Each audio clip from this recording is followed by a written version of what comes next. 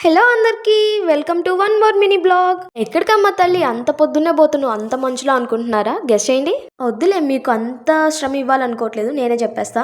ఈ రోజు మా చేలో అయితే పత్తి విత్తనాలు అయితే నాటుతున్నారనమాట. సో నేను కూడా చూద్దామని చెప్పేసి వెళ్తున్నా. నేను, మా కన్నయ్య, మా బావ అయితే వచ్చినాం.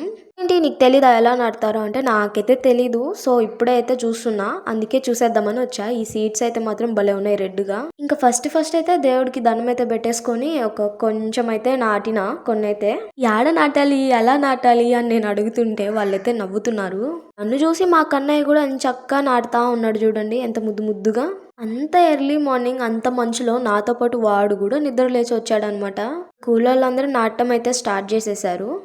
మరో సైడు ఎద్దులైతే అరకదోలుతున్నాయి. ఎద్దులనే అంటారా ఏమో, నాకు తెలిసి ఎద్దులే అనుకుంటున్నా. ఇంకో సైడు కంది కువ్వలేస్తున్నారంటే చూద్దామని అక్కడికైతే వెళ్ళినా.